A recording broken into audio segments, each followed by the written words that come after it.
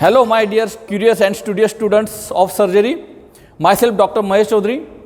I am warm welcoming you in my surgery lecture series. This surgery lecture series contains entire surgery with anesthesia, with radiology, with orthopedic. So stay tuned with us. Let's start our surgery lecture series. Welcome dear students in my surgery lecture number 60, that is the diseases of the prostate and the urethra. In this lecture we will cover the anatomy of the prostate and the urethra, benign enlargement of prostate, secondary effects due to the prostatic enlargement, clinical features of the benign enlargement of prostate, investigations and its treatment like conservative measurements, surgery like Supra-Pubic prostatectomy, Retro-Pubic prostatectomy, Trans-Urethral resection of the prostate, Trans-Urethral prostatectomy, complications after the TURP, that is the Trans-Urethral resection of prostate, and newer techniques in the benign enlargement of prostate, that is the laser treatment and the microwave treatment. All these points are covered in this lecture. Let's start with the prostate and the urethra, the diseases of the prostate and the urethra. First we will see the anatomy. The prostate is composed of glandular tissues in the fibromuscular stroma. It surrounds the first part of the urethra, prostatic urethra. The measures about 3 cm in vertical diameter, 4 cm in transversally at the base and about the 2 cm anterior-posteriorly. It is somewhat conical in shape with the base upwards and the apex downwards. It has a posterior and anterior and 2 inferolateral surfaces. Dear students, there are lobes from the description. It is clear that there is 5 lobes in the prostate. One is the anterior lobe and one is the posterior lobe, and 2 lateral lobes and 1 median lobe. Dear students, here is the image showing the anatomy, the picture of the prostate clearly seen. There is a bladder, vas deferens is clearly seen, the opening of the vas deferens, urethra, seminal vesicles, prostate, the prostate capsules, ejaculatory ducts, the sphincters and the bulbal glands of the urethra is clearly seen in the bulbar urethra, mid part of the urethra and the spongy body of the urethra is clearly seen in this picture. This is the per-rectal examination of the prostate is clearly seen in the left lateral position. The lobe, the median lobe, when it is enlarged, projects into the bladder through the internal urethral sphincter. It pushes the mucous membrane of the urethra before it and extends into the bladder and may block the internal meatus to cause the retention of urine. Straining the micturate will push this median lobe into the internal urethral meatus, which is thus entirely blocked. So straining at urination will further stop the flow instead of increasing it. Adenoma never occurs in the posterior lobe, but this lobe is often the site of the primary carcinoma. Now the facial relations. First is the capsule. There are 2 capsules of the prostate, true and false. The true capsules is formed by the condensation of the periphery of the prostate, and false capsule is formed by the visceral layers of the pelvis fascia. The prostatic venous plexus, which lies around the slides and the base of the glands, lies between the 2 capsules. There is also a capsule known as the surgical capsules, which also develops in the case of the benign hypertrophy of the prostate and is formed by the non-adenomatous tissue of the prostate, which is pushed into the periphery of the gland prostate, that is the prostate, by the adenoma of the prostate. Now the second is the fascia behind prostate structure. The prostatic secretions and the secretion of the seminal vesicles together from the bulk of the seminal fluid. The prostatic secretions is slightly acidic and contains acid phosphatase and fibrinolizin. The prostatic ducts open mainly into the prostatic sinus in the floor of the prostatic urethra. The muscular tissue forms the main portion of the stroma. Male urethra. It is about 18 to 20% in length and extends from the internal urethral orifice in the urinary bladder to the external urethral orifice at the tip of the penis. It is divided into the 3 portions, that is the prostatic urethra, the portion lies within the prostate, membranous urethra, the portion between the prostate and the bulb of the penis, and the spongy urethra, the portion which is contained in the corpus spongiosum penis. And this is the most lengthened part of the urethra. First is the prostate urethra. It is the widest and most dilatable part of the urethra. Verumontanum or colliculus seminalis is there. The membranous urethra. It is the shortest, approximately 2 cm in length and least dilatable portion of the urethra. It runs a slightly curved course downwards and forwards from the prostate to the bulb of the penis. The spongy urethra, it is about 15 cm in length, as I told you. Within the glans penis, it is again dilated and forms the navicular fossa. The external urethral orifice is the narrowest portion of the urethra. Sphincters, there is two sphincters of the urethra. One is the internal and second is the external sphincters. Internal sphincters are sphincter vesicate at the neck of the bladder, and the external sphincter are sphincter urethrae which surround the membranous urethra. Now about the female urethra, it is about the 4 cm in length and diameter is the 6 mm in diameter. Dear students, here is the image. You can see the dramatic view of the inside of the prostatic urethra. UC means the urethral crest, PS means the prostatic sinus, V means the verumentanum, PU means the opening of the prostatic uricles, and ED means the ejaculatory duct. You can clearly see in this picture. And the second picture showing the urethroscopic view of the verumentanum. This is the verumentanum at the internal sphincters. Now the main point of this lecture is the benign enlargement of the prostate, that is the BEP. A few other names have been given to this condition. These are the senile enlargement of the prostate, adenoma, adenomyoma, benign prostatic hyperplasia, or hypertrophy or nodular hyperplasia. All these are the synonyms of the benign enlargement of the prostate. The principal hormones which acts on prostate is testosterone, secreted by the ley-dig cells of the testis under the control of the luteinizing hormones LH of the anterior pituitary, which is again under control of the luteinizing hormone, increasing hormone LHRH of hypothalamus. An enzyme called 5-alpha reductase, which is the represent is high concentration in prostate, converts testosterone to 5-dihydrotestosterone, that is the DHT.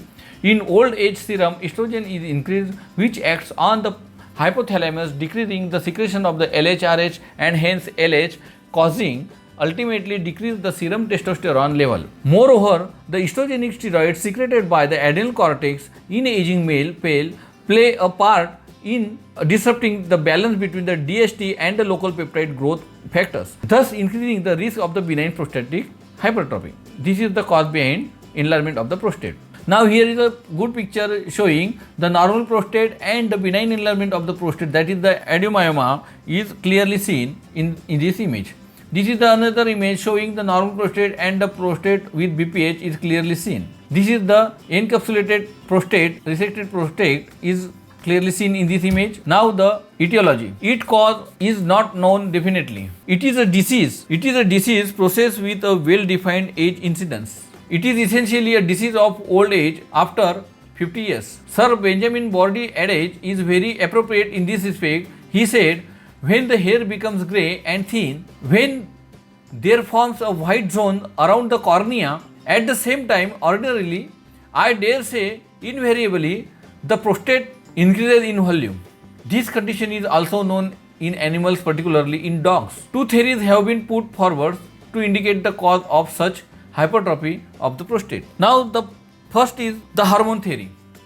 There is a relationship to hormonal activity with much experimental and clinical evidences. Orchidectomy causes atrophy of the gland and terminates the elaboration of the prostatic fluid. An imbalance between the androgen and the estrogen may be the causative factors. It may be that the androgen diminishes as the age advances while the quality of the estrogen is not decreased equally. So the prostate may have enlarged due to the relative predominances of the estrogenic hormones. Dihydrotestosterone, that is the DHT, influences growth of the prostate. 5-alpha reductase turns testosterone to DHT. So any drug which inhibits these enzymes may reduce the growth of the benign hypertrophy of prostate. Such drug, that is the finasteride, has been used and under trial for this disease. The next theory is the neoplastic therapy, that is the benign enlargement of the prostate is considered to be the benign neoplasm, that is the adenomyoma of the gland. Now the pathology, the changes of two main types, overgrowth of the glandular elements and overgrowth of the connective tissue elements. Enlargement of the gland is due to the formation of one or more nodules. The two lateral lobes and the median lobes are frequently involved. This one of the glandular hyperplasia combined with the fibrous and muscular overgrowth. Now the secondary effects due to the prostatic enlargement are, first is the changes in the urethra. The prostatic urethra elongates. Normal posterior curve of the prostatic urethra becomes exaggerated. The urethra becomes compressed laterally so that it takes a shape of anterior-posterior slit due to the enlargement of two lateral lobes. And next changes in the bladder of the prostatic enlargement. The muscles may become more than 2 cm thick. Due to the urethral obstruction, along with compensatory hypertrophy of the detrusor muscle, there will be the trabeculation of the bladder wall, the hypertrophy of the trigone and interureteric ridge, and formation of the diverticula. When compensatory hypertrophy fails, cause chronic urinary retention and the thickened bladder wall may gradually become attenuated and atonic. Ultimately, a stage of the overflow incontinence may set in. Now, the next changes on the bladder by the prostatic enlargement is that this stagnant pool of urine, which is called the residual urine, may cause infection within the bladder or cystitis and the calculus formation. Enlarged prostate may compress on the prostatic venous plexus, which lies between the true and false capsules of prostate, and this may cause congested veins and vesical piles. All the base of the bladder. This may cause hematuria from rupture of these congested veins, as esophageal piles rupture causes hematemesis.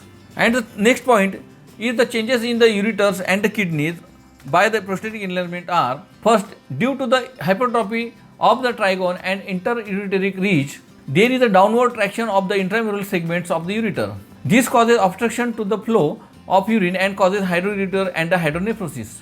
Second change is the significant residual urine may lead to chronic retention of urine and vesical distension. This may damage the sphincter mechanism around the ureteric orifice, permitting reflux of the urine from the bladder into the dilated ureter, that is the vesico-ureteral reflux. This may also be due to the incompetence of the uretero-vesical valves, and there is a great chances of the infection, retrograde infection.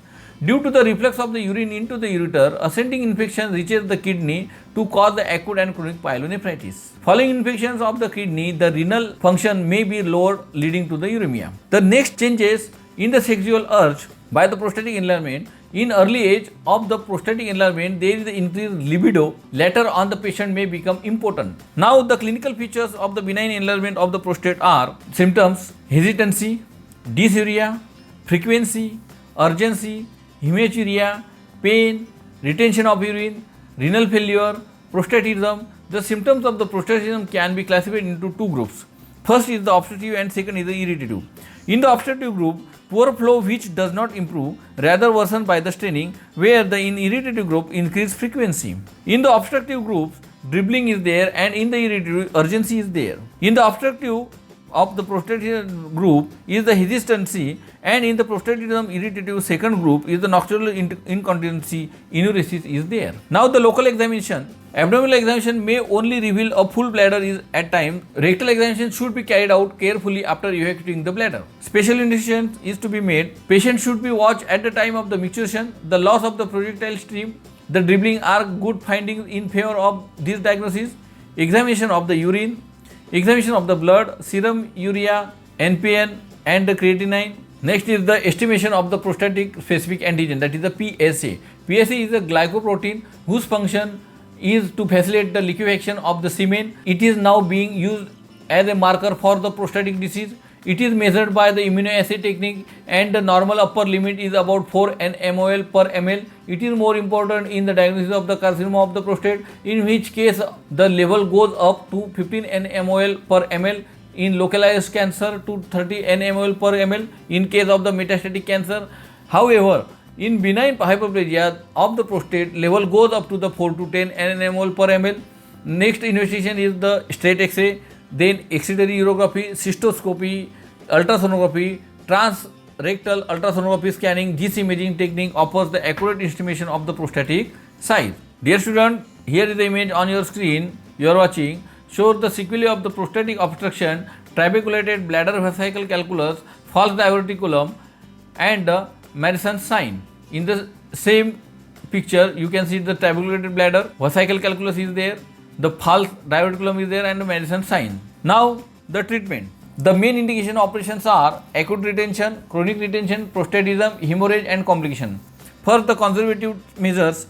Regular prostatic massage may combat prostatic congestion. To protect vesical tone, the patient should be cautioned against excessive intake of fluid in the short period of time. Use of the anti-androgen therapy, estrogen or orchidectomy. But the cost of the patient is too much in the form of the impotence.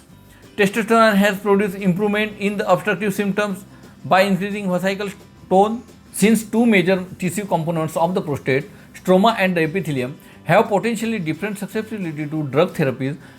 Anti-androgen and the 5-alpha reductase inhibitors act mainly on the epithelium, whereas the alpha blockers and aromatase inhibitors and the anti-estrogens affects largely the stromal components of the benign hypertrophy of the prostate. Finasteride, prostatic shrinkage was evident in the range of the 20%. Prazosin hypertrophic prostate in the dose of the 2 mg per BD for 4 weeks. However, use of these drugs have been led to certain bad side effects like lassitude, depression and gynecomastia. Finasteride, a 5-alpha reductase inhibitor, is on trial for this disease. The dose recommended is 5 mg per day for 6 months. Now, the surgical treatment of the benign enlargement of the prostate are: the term prostatectomy is a misnomer as it is not the excision of the whole of the prostate, but enucleation of the nodular hyperplastic prostatic tissues, keeping intact the surrounding surgical capsules of the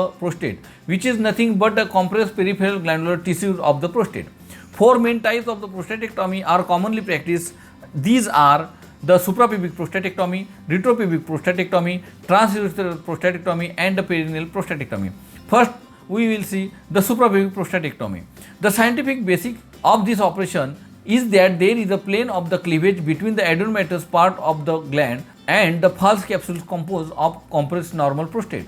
It is through this plane of cleavage that the gland is enucleated, leaving behind the false capsule, which contracts and forms a scaffold on which the new prostatic urethra is regenerated. The epithelial lining originates from the mucosa above and below. In this operation, the prostate is approached through the bladder by the suprapubic incision. Dear students, here is a good picture of the suprapubic prostatectomy. Is clearly seen. Hypertrophic prostate is there. This is the suprapubic view. This is the suprapubic prostatectomy. This is the enucleation of the prostate and the false capsule is remain there. Second is the Retro-Pubic prostatectomy. Millions described this operation in 1945.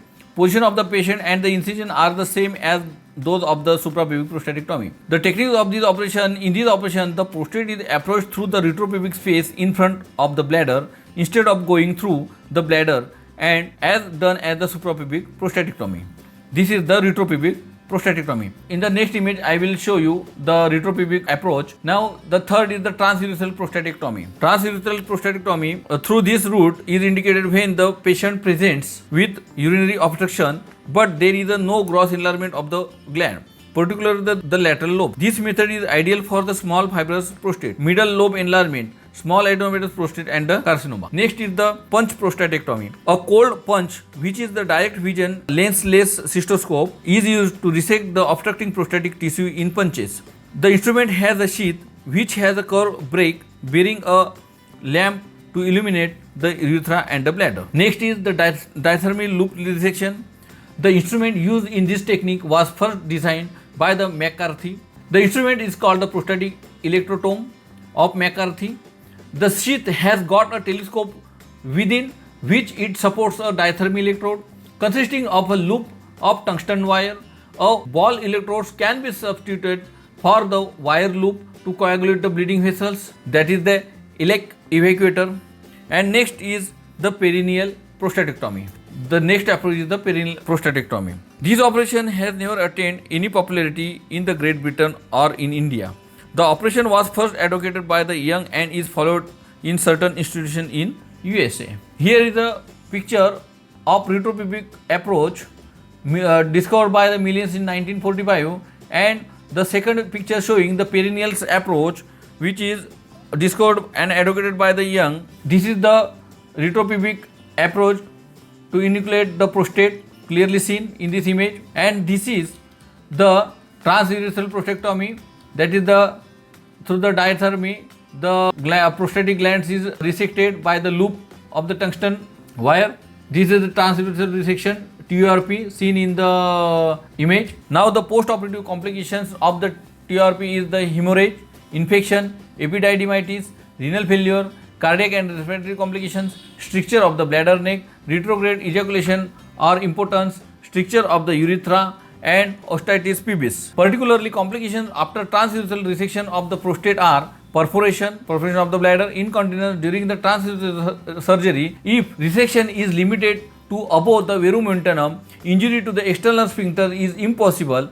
If transurethral resection is extended downwards beyond the verumentanum, there is a chance of injury to the external sphincter. The outcome is disastrous. The use of the powerful anticholinergic drugs, agents and imipamine may be helpful. Neurotechniques are the laser treatment and the microwave treatment. Laser treatment, a non-contact probe methods and contact site firing laser. In the first method, that is the non-contact probe method, is used to vaporize the prostatic tissue under the direct vision. This technique is that the bleeding is minimal and the bladder neck incision can be carried out.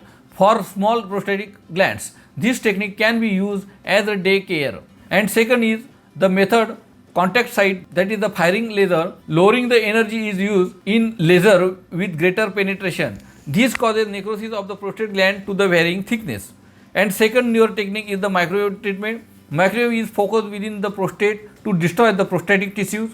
Intraurethral stents are now being used in the management of the retention who are grossly unfit for surgery for long time. Dear students, to clear the concepts regarding the treatment of the benign enlargement of the prostate, that is the Supra-Pubic prostatectomy and Retro-Pubic prostatectomy, that is the millions, Trans-Urethral prostatectomy by the youngs, punch prostatectomy, diathermy loop resections and the TURP operations, trans-urethral resection of the prostates, newer techniques, laser treatment and the microwave treatment. All these videos are available on the YouTube. You can watch it to clear your concepts regarding the disease of the prostate and the urethra. You can also refer the various textbooks available in the market. And here is the end of our surgery lecture number 60, that is the disease of the prostate and the disease of the urethra. Thank you.